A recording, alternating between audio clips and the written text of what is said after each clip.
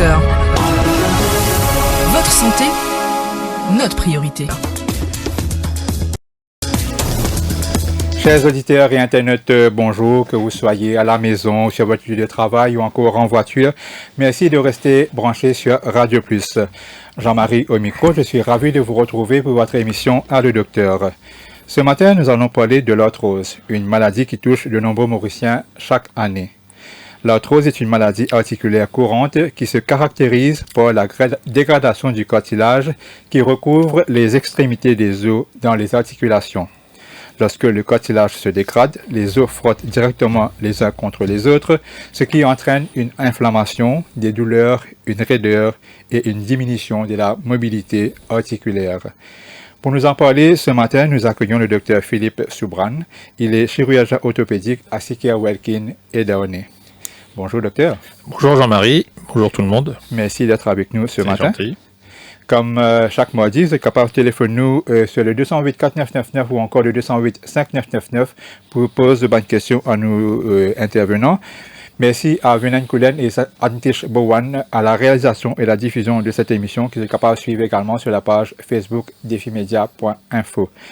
Et avant de commencer et d'entrer dans le vif du sujet, Dr Soubrane, peut-être on peut faire une petite présentation de vous. Qu'est-ce que vous faites exactement en tant que chirurgien orthopédique? Oui, alors je suis donc chirurgien orthopédiste formé il y a plus de 35 ans à Paris, venu à Maurice il y a à peu près 10 ans après un exercice d'une vingtaine ou 25 ans à Paris.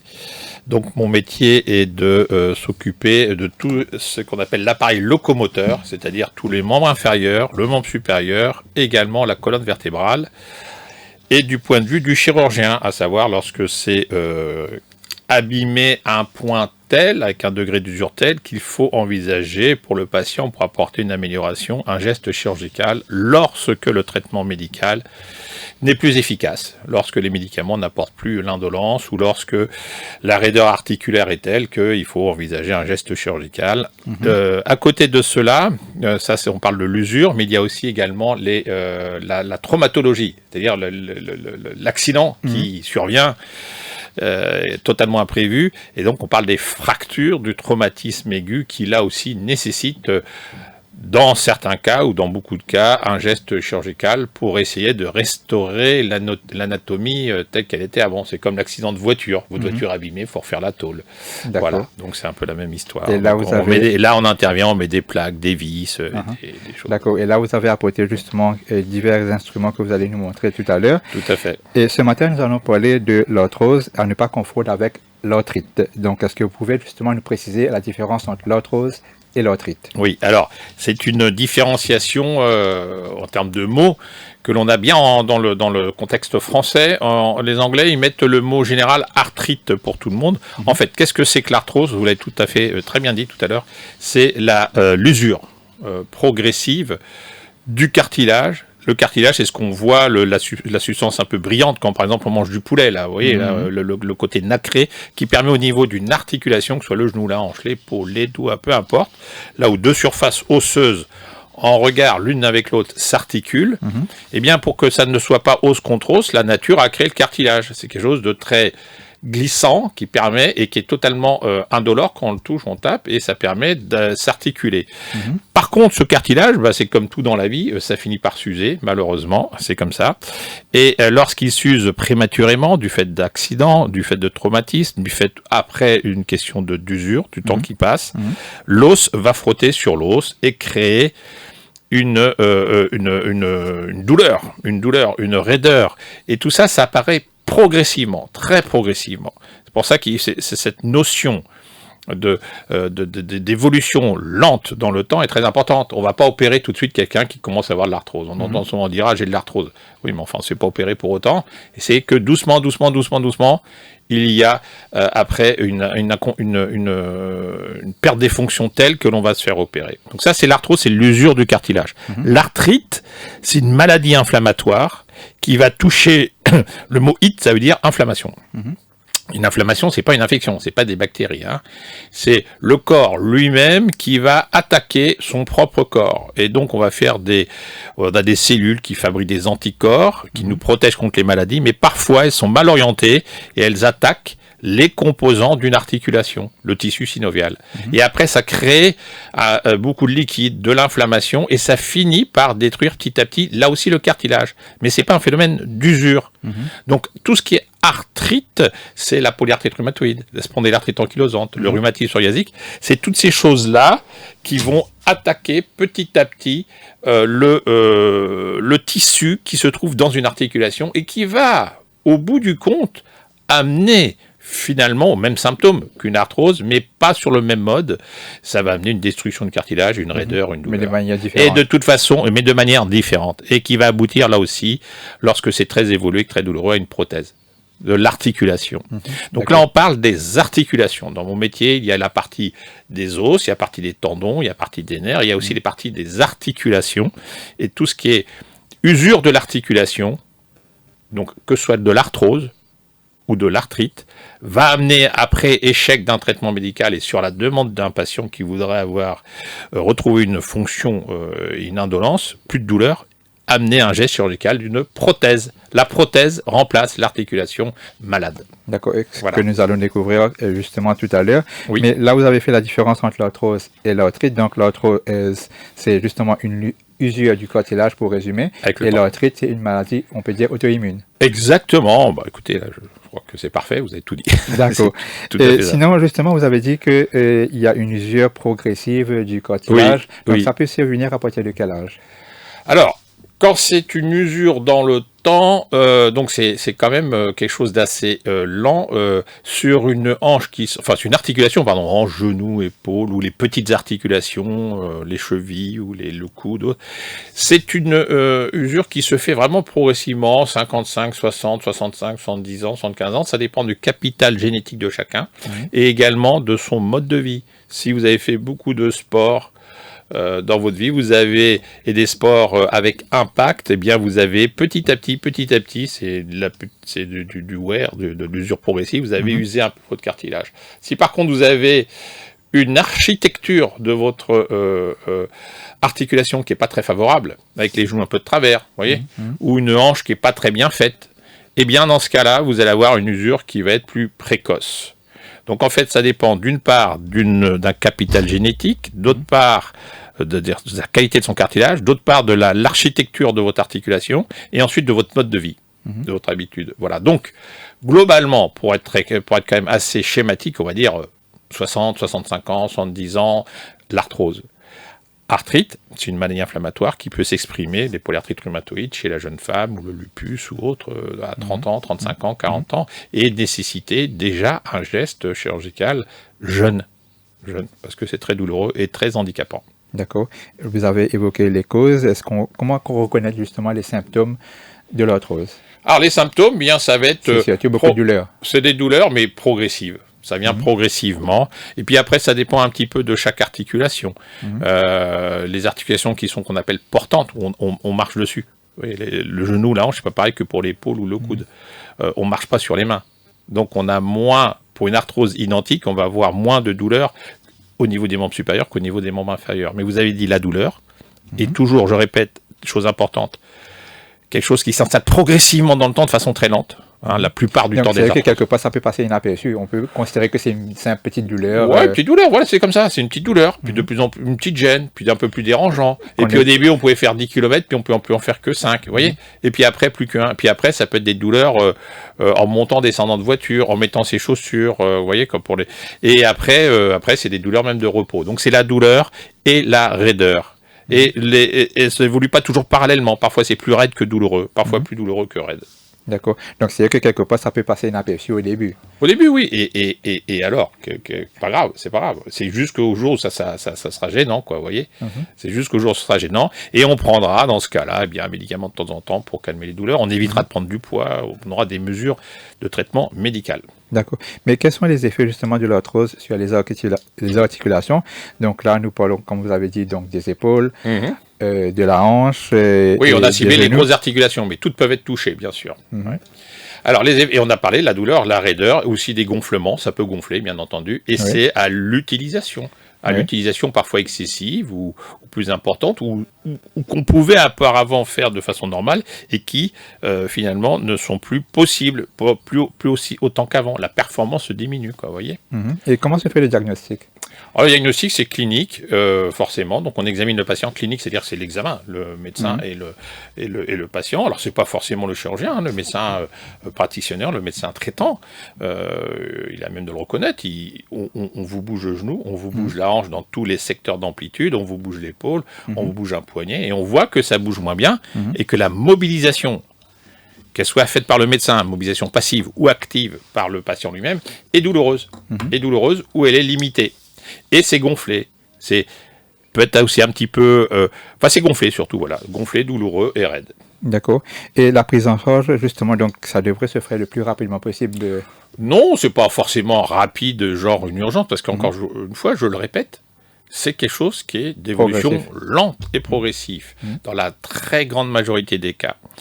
Après, le traitement, de toute façon, il est que symptomatique. Ce n'est pas pour empêcher, c'est pas une alimentation spéciale. C'est-à-dire qu'on ne peut pas empêcher l'évolution. Non, voilà, il n'y a pas d'alimentation spéciale. Et le traitement, c'est médicament contre la douleur, médicament anti-inflammatoire. Parce qu'il y a des signes inflammatoires dans l'arthrose qui sont traités par les anti-inflammatoires. Mais il faut éviter de prendre du poids. Il n'y a pas de précaution particulière ou de mode de vie, on va dire, qui, si j'avais su, j'aurais pris tel médicament et j'aurais pas eu l'arthrose, malheureusement. Cette question allait venir, justement. Donc, c'est quelque chose qu'on ne peut pas prévenir, finalement.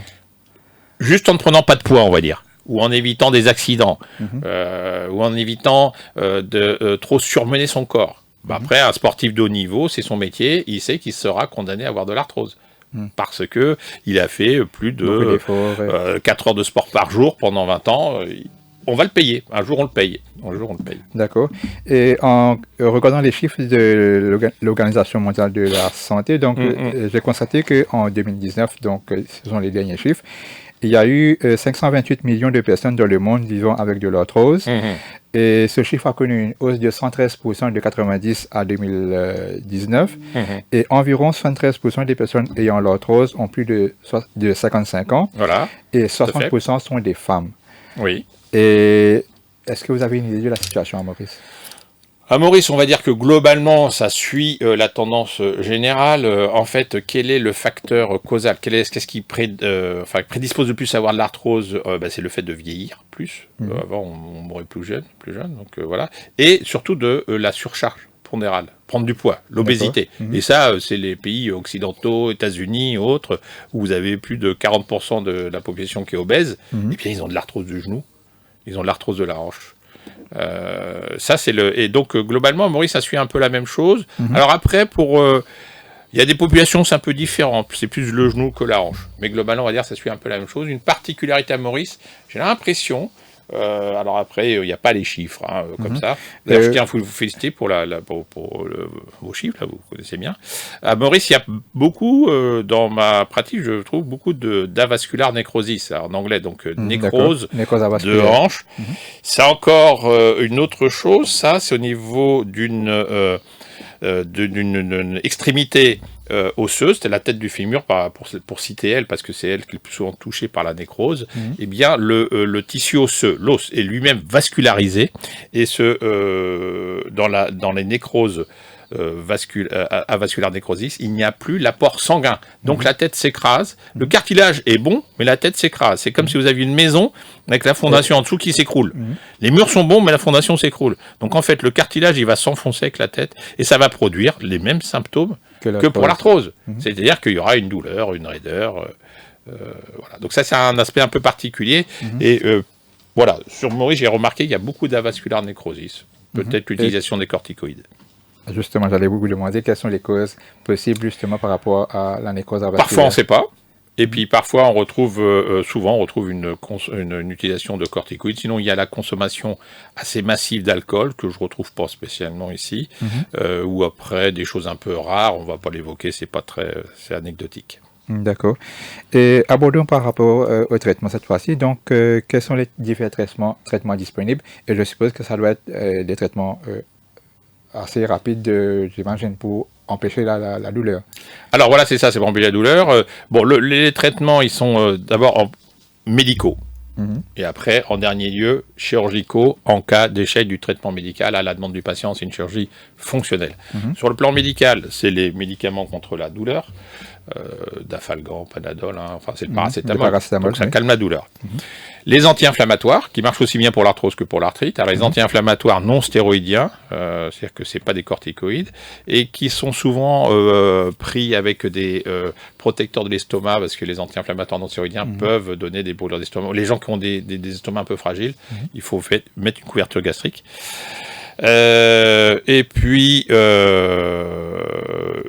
perte de poids, les règles les mesures hygiéno-diététiques, faut perdre du poids, et une petite activité sportive douce, pas trop intense. Ça, c'est le traitement d'ordre général médical. Il y a également des injections qui peuvent être faites au niveau de l'articulation usée. Alors c'est plus pour le genou par exemple que la hanche. La hanche, ça marche pas vraiment parce que la hanche, l'anatomie de la hanche, vous voyez là, ça c'est une tête de fémur, et en face il y a le cotyle où il travaille, c'est trop resserré, ça marche pas bien. Un genou par contre, vous voyez, c'est quelque chose qui roule et qui glisse. Suivre sur la page Facebook, oui. Qui roule et qui glisse sur un tibia.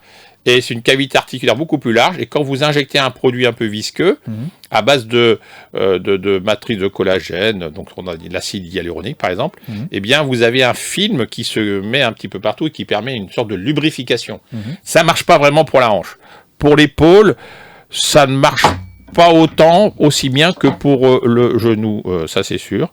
Et puis il y a aussi ce qu'on appelle le PRP. C'est à peu près, les études ont montré que ce soit de l'acide hyaluronique ou le PRP injecté dans une articulation. PRP, ça signifie ? C'est le PRP, c'est vous prenez votre sang, oui. Vous mettez dans une centrifugeuse, enfin le docteur il fait ça, et vous injectez le lyophilisat, enfin ce qu'il en résulte.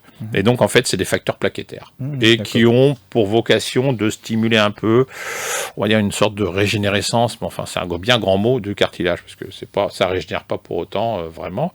Donc globalement c'est les injections en adjonction à un traitement médical. Voilà, les injections. Et puis on peut renouveler ça 1 an et demi, 2 ans, dépendant du rythme, de l'usure, de la douleur. Et au bout d'un moment, l'usure fait son œuvre et puis ça ne marche plus vraiment. Et donc dans ces cas-là, on passera à la chirurgie. D'accord, mais avant ça, je suppose qu'il y a aussi la physiothérapie. Alors la physiothérapie, j'en parle en fait en disant que c'est de la marche, des activités sportives douces, faire de la natation, pas prendre de poids. Si vous avez une surface articulaire qui est usée, vous pouvez toujours faire bouger. À quoi ça sert de faire des mouvements de raideur quand il y a la raideur qui est installée, ou la douleur, vous n'arrivez pas à faire travailler ça. La physiothérapie, c'est bon pour renforcer le muscle. C'est bon pour repositionner éventuellement une articulation. Mais quand c'est l'articulation elle-même usée, si la hanche est usée, donc, et vous bougez la hanche, franchement, le physiothérapeute, ça peut aggraver la situation éventuellement. Non, ça va pas l'aggraver, mais ça on va pas dire ça.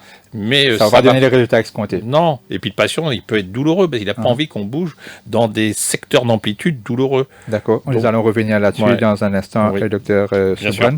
Donc, mon rappel magnétique, vous êtes capable de téléphoner sur le 208 4999 ou encore le 208 5999. Aujourd'hui, nous pécose le ban divers traitement par rapport à l'arthrose. Nous retrouvons juste après la pause.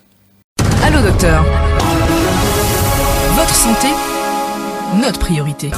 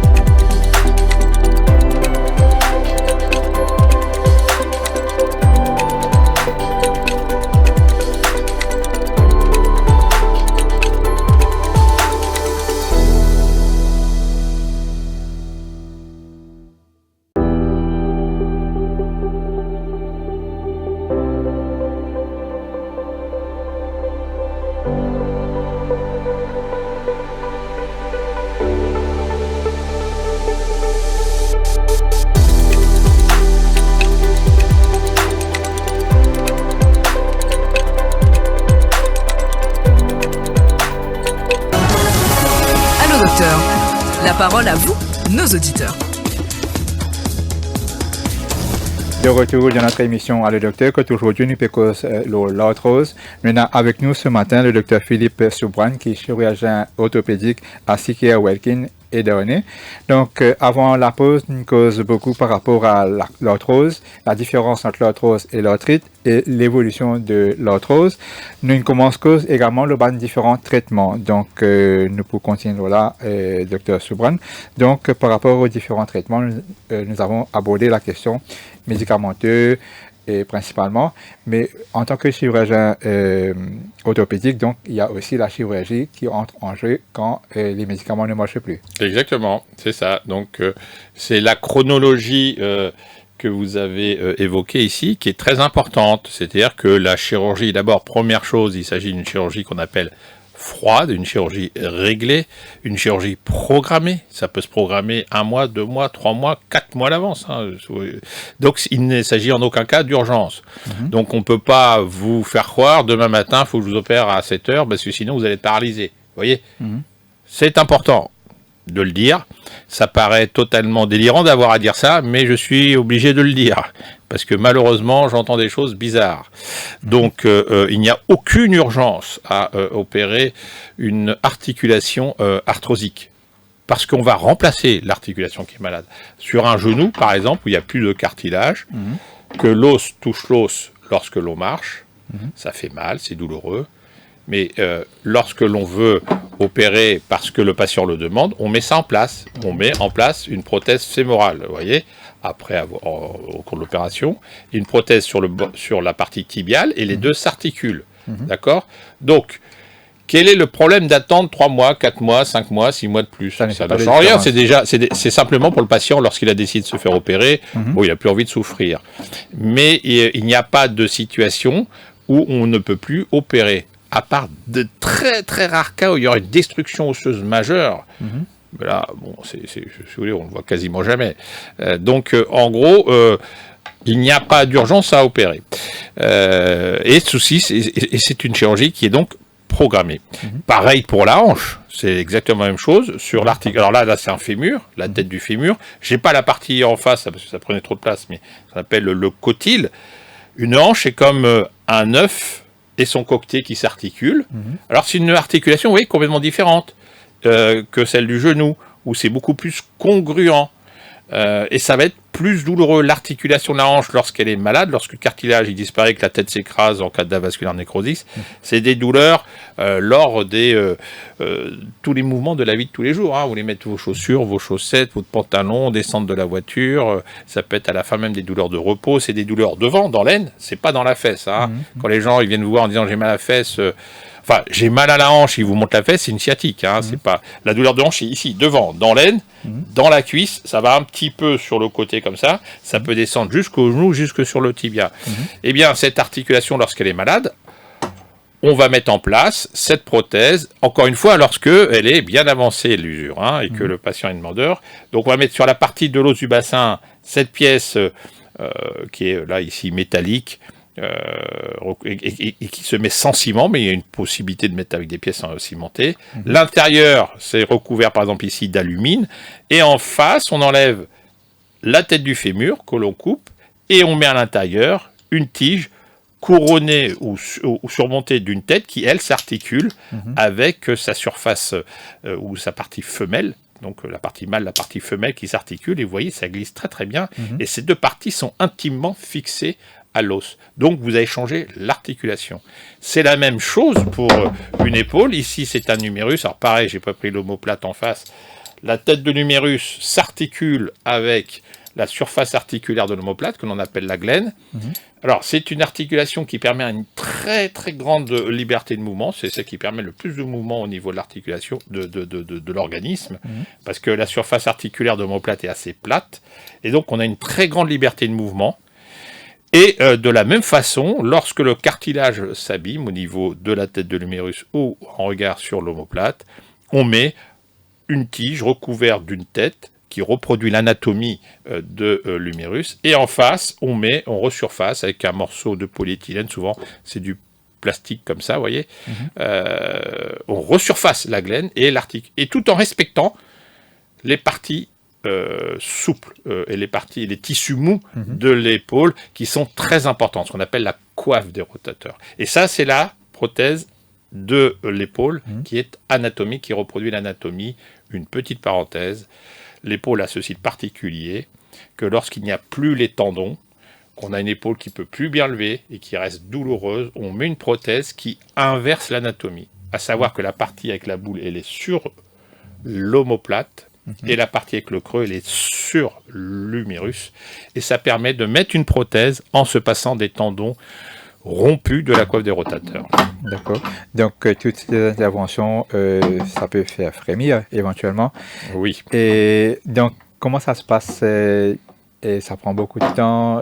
C'est fait sous anesthésie générale, j'imagine. Alors voilà, donc pour la hanche, pour le genou, ça peut être fait sous anesthésie générale associé à un bloc, c'est-à-dire qu'en post-opératoire, pour pas avoir la douleur, il y a un bloc. On bloque les douleurs, qu'elles soient au niveau du nerf sciatique, au niveau du nerf crural. Au niveau de l'épaule, on a aussi une anesthésie, mais qui sera générale, avec un bloc au niveau des structures de l'épaule. Pour le membre inférieur, on peut faire aussi une péridurale, à savoir qu'on n'endort pas le patient. Voilà. Donc ça, c'est les modes d'anesthésie, mais surtout après la gestion et la prise en charge de la douleur. Ça, c'est important pour que le patient ne soit pas douloureux, surtout pour le genou qui est assez douloureux, pour l'épaule aussi qui peut l'être, pour la hanche, assez peu. D'accord. Voilà, ça c'est la partie anesthésie. L'opération d'une prothèse de genou standard, d'une prothèse à glissement comme ça, c'est 50 minutes à peu près, en moyenne. Pour une hanche, c'est à peu près la même chose. Les hanches peuvent être mises sans ciment. Vous voyez, par exemple. Donc, quand vous parlez de ciment, donc c'est... Eh bien, on peut fixer cette pièce prothétique par du ciment. Et dans ce cas-là, c'est du polyéthylène que l'on a ici, du plastique que l'on va cimenter. Ou bien, on a une prothèse en titane recouverte d'hydroxyapatite qui s'intègre à l'os. On appelle le corail. Et donc, ça peut être impacté sans le ciment. Donc là, c'est pour les modes de fixation. Et en termes de durée opératoire, quand on a du ciment, parce qu'on parle c'est à cause de ça qu'on parle du temps, c'est un petit peu plus long, parce qu'il faut que le ciment prenne, ça prend 10 minutes de plus. Voilà. Oui. Oui, continuez. Oui, je vous en prie. Et donc, après, un élément très important pour la chirurgie prothétique concernant l'épaule et puis le genou, il faut absolument faire de la rééducation selon les consignes qui sont proposées évidemment par le chirurgien, en collaboration avec le physiothérapeute, le kiné, on dit en français, physio ici. La physiothérapie est très importante pour le genou parce que sinon il peut rester raide et douloureux. Donc il faut vraiment faire de la physiothérapie. Et pour l'épaule, c'est un peu la même chose. Et pour la hanche, ça sert à rien. Il suffit juste de voir un physiothérapeute qui vous apprend un peu à béquiller pendant 3 semaines parce qu'il y a un appui. L'appui est total, mais ça tire un peu sur la cicatrice. Donc vous apprenez un peu à vous béquiller, vous évitez de faire certains mouvements pendant 1 mois et demi pour éviter, tant que la capsule ne s'est pas refaite, une dislocation. Vous voyez, mais ça, c'est dans les mouvements extrêmes. Voilà. En gros, c'est juste des conseils. Mais le physiothérapeute, il va être utile éventuellement pour la personne âgée, très âgée, un peu seule chez elle, pour l'aider un petit peu. Ou à la limite, une personne qui va l'aider à se déplacer, ou va lui faire ses courses, des choses comme ça. Mais en fait, la physiothérapie pour la hanche n'est absolument pas nécessaire, puisqu'une hanche ne s'enraidit pas après une intervention chirurgicale au niveau d'une prothèse. Au contraire, on redonne de la mobilité, on a l'indolence, et très rapide. Et les gens, vraiment, pour la hanche, on appelle ça une chirurgie gagnante. C'est transformation de la vie, quoi. D'accord. Et j'allais vous demander, justement, donc, si on retrouve sa pleine mobilité à la suite de la pose des différentes prothèses. Oui, alors, l'objectif, il est le suivant, c'est indolence, donc plus de douleur. C'est que pour les gens, c'est quand même une qualité de vie énorme. C'est retrouver la mobilité de l'articulation qui était atteinte et avoir une stabilité. C'est-à-dire qu'il n'y a pas d'instabilité, que ça ne se déboîte pas. Vous voyez, c'est le triple objectif. Indolence, mobilité, stabilité. Voilà, c'est ce qu'on doit obtenir. Et une hanche prothétique permet d'avoir une hanche oubliée. Hein. On ne sait même plus si on l'a à droite, à gauche, la prothèse. Le genou, c'est pas tout à fait pareil. On sent... Alors les gens, ils ont une indolence, ils ont retrouvé une mobilité, ils sont réaxés aussi, parce qu'ils avaient souvent le genou un petit peu de travers du fait de l'usure. Mais ils sentent quand même qu'ils ont quand même une prothèse. Vous voyez, sur la peau, ils sentent un peu la cicatrice. Mais est-ce que ça fait mal à la longue ou bien non. C'est sans douleur pour la suite? Non, c'est sans douleur. C'est sans douleur. Et pour l'épaule, alors c'est un petit peu plus complexe parce qu'il y a plusieurs types de lésions au niveau de l'épaule, mais globalement, on arrive à peu près à un résultat comme pour le genou, pour l'épaule. Ouais. Mais il faut bien respecter les parties molles pour l'épaule, c'est très important. D'accord. Et là, nous avons une internaute qui demande, donc, est-ce qu'on peut également opérer la colonne vertébrale? Ah, bien sûr. C'est un sujet totalement différent. Le seul aspect, si vous voulez, avec la colonne vertébrale qui pourrait se mixer ou avoir des points communs avec des problèmes d'arthrose de hanche ou de genou ou d'épaule, c'est que d'abord le phénomène arthrosique, c'est-à-dire que la colonne vertébrale peut être le siège aussi d'arthrose au niveau de ses articulations qui diminue le canal où passent les nerfs et faire des douleurs. Et l'autre aspect, c'est que les douleurs que les gens ont de sciatique, qui est quand même très fréquent, ils croient toujours que c'est un problème de hanche, souvent que c'est un problème de hanche, mais ça passe par la région, mais par derrière, c'est pas la même chose. Et au niveau du membre supérieur, pareil, les nerfs peuvent être coincés au niveau du rachis cervical, ils peuvent être coincés, donnant des douleurs sur l'épaule, derrière l'épaule, et qui miment un petit peu, et qui ressemblent beaucoup, pour certains, à des douleurs en rapport avec une lésion des tendons de l'épaule. Donc ça, on a un peu la même type de symptomatologie, et là ça permet d'aborder un aspect particulier, c'est que le chirurgien il se doit de savoir opérer, il se doit d'opérer ce qui doit être opéré et ne pas opérer ce qui doit pas être opéré, bien entendu, mais il se doit de reconnaître le problème, donc c'est la partie diagnostique, c'est ce qu'on appelle les indications, l'indication opératoire. Ne pas tout mélanger, faire la différence avec des douleurs qui sont d'origine mixte, vous voyez, ou prévenir le patient en disant voilà, vous avez un problème de sciatique, vous avez un problème de hanche aussi. On va s'occuper de la hanche, mais la sciatique va peut-être après s'améliorer tout seul, mais bien faire différencier toutes les choses et bien l'expliquer au patient. D'accord. Et avant de continuer, je rappelle à mon auditeur qu'ils sont capables de téléphoner sur le 208 4999 ou encore le 208 5999. C'est une bonne question qu'ils sont capables de poser à l'invité. Il est capable en français ou bien en créole, pas de problème. Donc, nous peut cause de l'arthrose. Et justement, Dr Soubran, donc nous avons parlé de l'arthrose de la hanche, des épaules et du genou. Donc, si l'arthrose touche un côté des membres, est-ce que ça peut affecter de l'autre côté également? Non, on ne peut pas dire que ce soit une cause... on a très souvent des patients qui ont une arthrose bilatérale, les deux hanches ou les deux genoux, mais parce que c'est la même cause, c'est-à-dire que ils ont l'usure du fait d'une activité sportive importante, ou des choses comme ça, ou d'une malformation architecturale des hanches, et ou d'un capital génétique qui n'est pas favorable. Mais c'est pas parce que vous avez une arthrose d'un côté, que vous boitez d'un côté, que ça va affecter. Souvent les patients le demandent ça.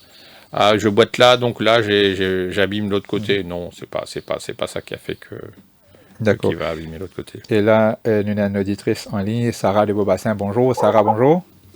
Oui, bonjour, monsieur. Écoutez, Sarah. Bonjour, Sarah. Je vais vous poser une question. Oui. Depuis que je suis à 49 ans, je mets une prothèse dans la hanche. Oui. Mais là, maintenant, je peux souffrir mon colonne vertébrale, mais je viens de travers. Oui. Et vous avez quel âge aujourd'hui, Sarah?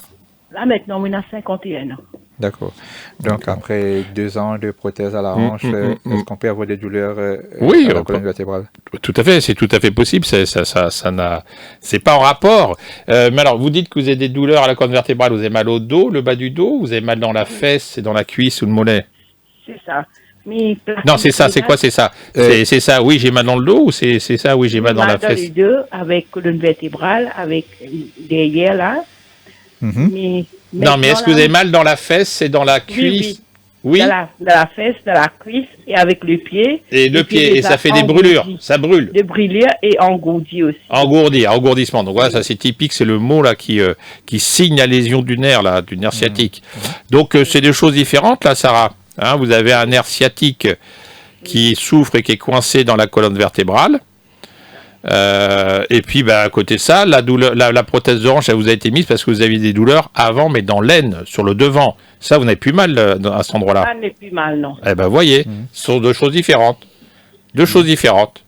Voilà. Mais hier, monsieur a mon rendez-vous à l'hôpital Victoria. Oui, oui. Bah, très bien. Le docteur Ndiama besoin Sophie. Il a quoi il a Chauffer, c'est-à-dire que il ouais. faut faire des massages. Oui. Bah, écoutez, après ça dépend évidemment. Pareil, de la même façon que pour les arthroses et les articulaires, on va mettre une prothèse en dernier de recours. Après un traitement médical bien suivi, là, les douleurs de sciatique parce qu'on coince un nerf, il faut d'abord les traiter médicalement. Alors c'est le repos, c'est les médicaments contre la douleur, les anti-inflammatoires, c'est de la physio aussi, c'est important pour renforcer les muscles du ventre, les muscles du dos. Après, on peut faire des infiltrations de corticoïdes à côté du nerf. Donc toute une série de traitements qu'on fait progressivement qui, en cas d'échec, peuvent après, au bout d'un certain temps, 1 mois et demi, 2 mois, 3 mois, 4 mois, ça dépend de l'intensité de la douleur, aboutir, dans 10% des cas, à un geste chirurgical. Vous voyez, ça représente 10% des cas, hein. C'est pas plus que ça. D'accord. Donc oui, Sarah. Voilà. D'accord, merci Sarah. Mais une fois qu'on a posé une prothèse, docteur Soubran, donc est-ce que c'est porté à vie ou bien c'est un moment il faudrait changer? Très bon. Alors donc ça c'est très important, c'est la durée de vie. Combien de temps ça va durer? Déjà, les gens disent c'est garanti. Donc garantie 100%, ça n'existe pas dans la vie. Quand vous prenez l'avion, vous n'êtes jamais sûr à 100% d'arriver en face, mais enfin bon, a priori, on va y arriver. Pour les prothèses de hanche ou de genou ou d'épaule, c'est 97, 98, 99% de bons, très bons résultats, hein, de gens très satisfaits. Voilà, donc ça donne quand même une idée. Hein, c'est pas 50-50 non plus, comme j'entends dire. Le docteur m'a dit que ça allait être 50-50. Non, c'est pas 50-50. Voilà. Donc ça, c'est un premier point. Deuxième point, combien de temps ça va durer? On parle de statistiques dans ces cas-là. Pour une prothèse de hanche, vous avez 50% des prothèses totales de hanche qui, à 20 ans, sont toujours en place. C'est-à-dire qu'il y en a 50% et qu'il a fallu rechanger, quoi. Voilà. Mais ça parle des 20 dernières années. Puisque c'est des statistiques. Donc il y a une évolution depuis. Il y a une évolution, donc, et on a gagné au fur du temps, au fur et à mesure. Si vous voulez, la prothèse de hanche, c'est 1950 et quelques, donc ça a quand même 75 ans. Hein. Le genou, c'était dans les années vraiment 80 que ça commence à se développer, et on a à peu près les mêmes chiffres en termes de durée de vie. Et puis ça dépend à qui vous mettez. Si vous mettez à quelqu'un de 30 ans, c'est pas pareil qu'à quelqu'un de 75 ans. Il va pas l'utiliser de la même façon. Mais l'ordre d'idée, c'est à peu près ça. Vous avez à 30 ans, à peu près 30% des prothèses de hanche sont toujours là, pareil pour les genoux.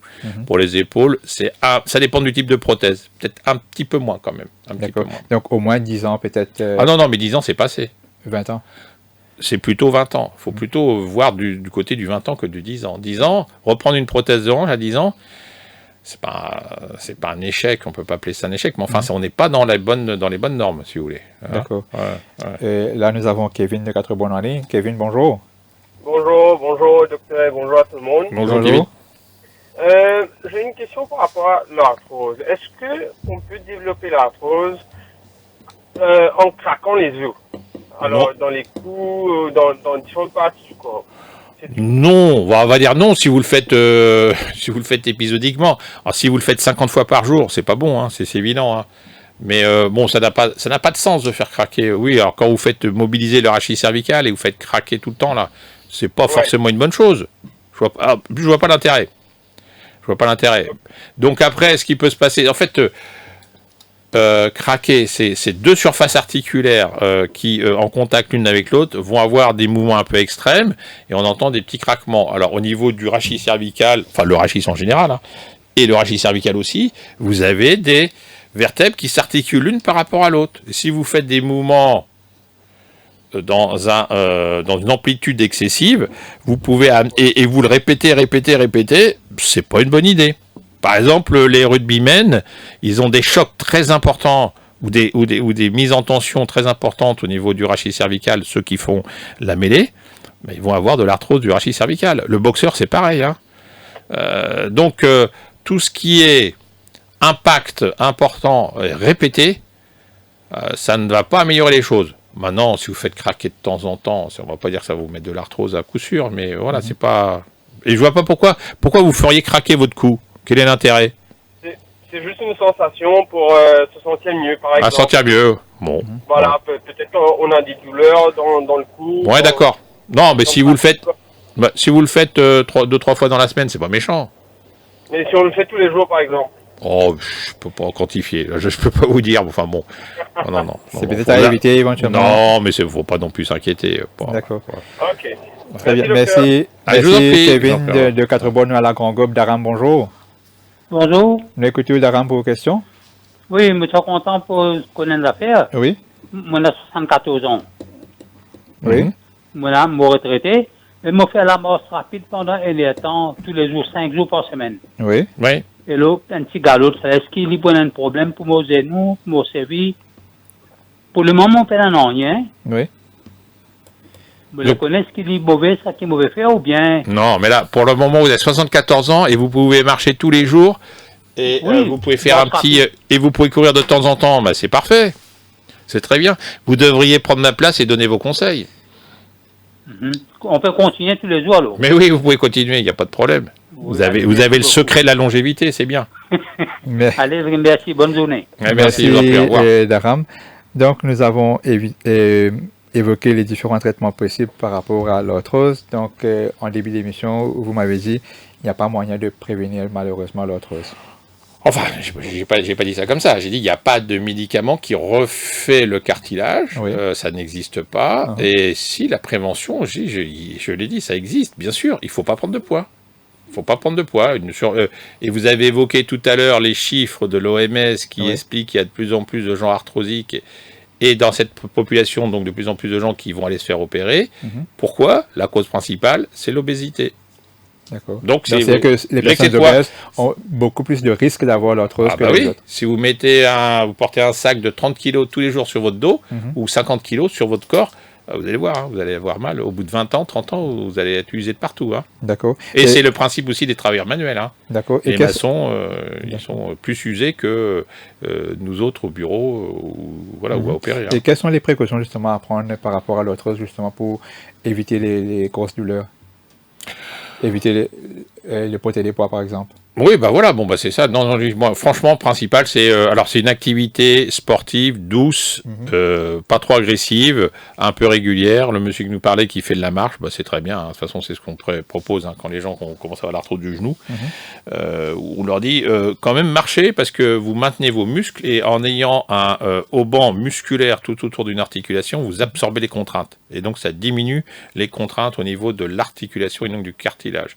Donc maintenir une activité physique régulière non agressive et pour cela la natation, la marche à pied et le vélo, les sports qui ne sont pas avec impact seront à préférer, enfin à retenir préférentiellement. D'accord. Ouais. Et nous avons une internaute, Magda, qui demande s'il est conseillé de faire des injections au genou. Alors ça fait partie, alors, le mot arsenal thérapeutique, c'est-à-dire en fait de la panoplie des traitements. Bien entendu, on propose. Alors injection de quoi? On a déjà dit tout à l'heure, soit le PRP, soit l'acide hyaluronique, donc qui vise à lubrifier l'articulation. Après, vous avez les gens qui ont des genoux très inflammatoires, parce que on peut avoir de l'arthrose avec de la raideur, de la douleur, sans inflammation, sans avoir beaucoup de liquide. Mais quand vous avez beaucoup de liquide, et ça aussi, c'est aussi pour les arthrites, on peut faire des injections avec une certaine mesure de corticoïdes. Et ça, c'est le rhumatologue qui fait ça. Donc les corticoïdes, par contre, quand on fait des injections, il faut que ce soit fait de façon aseptique. C'est-à-dire qu'il ne faut pas... il faut que ce soit fait en limitant le maximum le risque potentiel d'infecter l'articulation. Donc il faut désinfecter la peau, il faut avoir des gestes qui sont aseptisés. Et donc il y a un risque évalué entre 1 pour 4000 jusqu'à 1 sur 8000 selon les séries d'infection sur une injection intra-articulaire de corticoïdes ou en général une injection intra-articulaire. Donc il est évidemment dramatique en cas d'une injection d'un produit dans une articulation de mettre une infection, de créer une infection. S'il y a une infection, on le sait rapidement, hein, genou très... c'est souvent le genou, hein. Donc articulation très rouge, très douloureuse dans les jours qui suivent. Et dans ce cas-là, il faut se faire opérer pour nettoyer, retrouver le germe, pas donner d'antibiotiques à l'aveugle. Enfin bon, là, on passe dans un truc qui est quelque chose de vraiment très mauvais augure. Il ne faut pas infecter une articulation. En plus, ça ne permettra pas de mettre une prothèse, ou en tout cas, si on mettra une prothèse, on a des risques après que ça s'infecte derrière. Donc voilà, l'injection, bien entendu, fait partie de l'arsenal thérapeutique, mais doit être faite de façon prudente et responsable. Et dans beaucoup de maladies, docteur, on recommande une alimentation saine et équilibrée. Oui. Donc, est-ce que dans l'arthrose, ça s'applique également? Il y a des aliments à privilégier? Pas vraiment. Non, d'une manière générale, pour ce que j'en sais, c'est fondamental, c'est de ne pas manger trop pour ne pas grossir, pour ne pas avoir un excès de poids. Maintenant, est-ce qu'il y a des médicaments, des aliments, des nutriments qui vont protéger le cartilage et d'autres qui vont le dégrader? Franchement, là, c'est la bouteille à l'encre. Donc, je peux pas, voilà. Puis, je suis pas nutritionniste pour pouvoir le dire. Et je pense, et c'est pas le facteur le plus important. Le plus important, c'est vraiment l'excès, la surcharge pondérale, l'excès de poids. D'accord. Et éviter autant que possible les traumatismes. Les sports avec impact. Mais après, si vous êtes sportif, amateur, et que ça vous fait très plaisir, tant pis. On continue son sport. Vous savez, quand les sportifs, on les voit souvent, quand ils ont une blessure, la première question, c'est quoi le problème, qu'est-ce qu'il faut faire, et quand est-ce que je vais reprendre mon sport. Donc, souvent, ils sont accros. D'accord. Donc, mais c'est vrai que les sports qui vont vous préserver, ça va être la natation, ça c'est vraiment impeccable, le vélo, la marche à pied, ça c'est sûr. D'accord. Merci beaucoup, docteur Philippe Soubrane, pour votre présence sur notre plateau. Donc, je rappelle que vous êtes chirurgien orthopédique à Sicker Waking et Léoné. Merci à tous pour votre attention. Donc, nous arrivons à la fin de l'émission. À suivre le Flash Info de 10h et me retrouver mardi prochain pour une nouvelle émission. Bonne journée à tous. Allô, docteur. Votre santé, notre priorité.